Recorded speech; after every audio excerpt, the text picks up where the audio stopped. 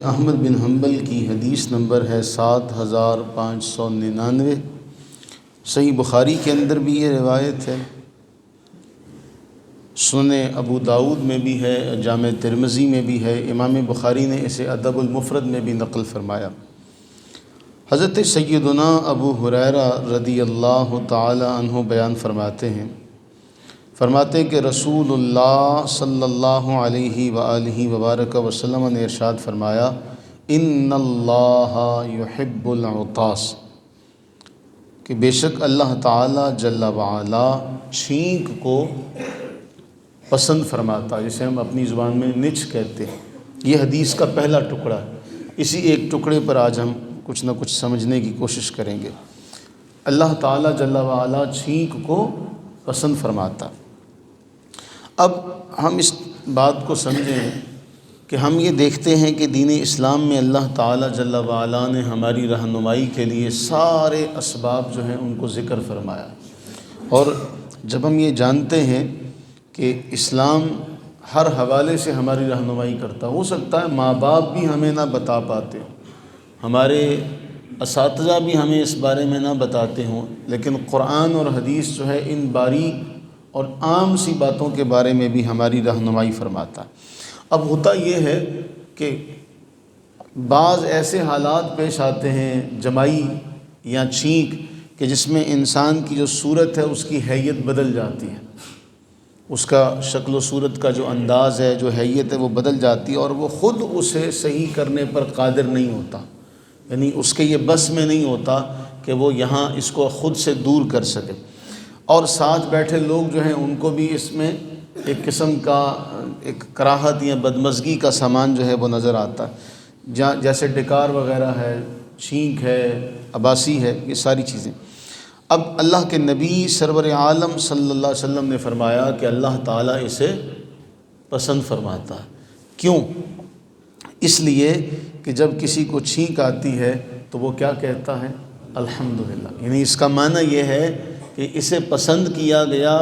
اب اس کے آنے پر انسان کو حکم دیا گیا کہ وہ کہے کہ اے اللہ تمام کی تمام خوبیاں تیری ذات کے لیے، ان تمام خوبیاں، تمام بھلائیاں کس کے لیے ہیں؟ اللہ تعالیٰ جل وعلا کے لیے۔ کیوں؟ آج ہماری سائنس جو ہے وہ اس بات کو جان چکی ہے کہ چھینک آنے سے دماغ سے ایسی رطوبت جو ہے وہ خارج ہوتی ہے جو نہ نکلے تو انسان کے لیے بڑی بیماری کا سبب اور ذریعہ بن سکتی ہے۔ اس لیے ایک روایت میں جو صحیح بخاری کی روایت ہے 6224، اس میں کہا گیا الحمدللہ کہے۔ مسند احمد کی روایت اور سنن ابو داود کی روایت سالم بن عبید سے ہے، اس میں ہے الحمدللہ رب العالمین کہے، دو باتیں۔ تیسری روایت جو ہے سنن ابو داود کے اندر ہی ہے، اس میں ہے الحمدللہ علی کل حال۔ یہ تین ہمیں الفاظ ملتے ہیں جو ہم یاد کر سکتے ہیں، ایک اور بھی ہے وہ بڑا طویل جملہ ہے۔ اب اس کے بعد جو سننے والا ہے وہ کہے گا یرحمک اللہ، اور پھر یہ چھینکنے والا جواب میں کہے گا یہدیکم اللہ ویصلح بالکم۔ اب اس کے آداب جو شریعت مطہرہ نے بیان فرمائے، اب وہ دیکھیے گا کہ جب چھینک آئے تو اپنی آواز کو پست کرنے کی کوشش کرے، اپنا منہ ڈھانپ لے۔ مسند احمد میں، سنن ابو داود میں روایت ہے کہ نبی صلی اللہ علیہ وآلہ وبارک وسلم جب چھینک آتی تو اپنا چہرہ مبارک جو ہے یا تو اس پر کپڑا لے لیتے یا اپنا ہاتھ رکھ لیتے اور اپنی آواز کو پست کرتے۔ اب اس کی شرح میں ایک اور بات محدثین نے ذکر فرمائی کہ جب چھینک آئے تو گردن کو دائیں بائیں نہ موڑے۔ کیوں؟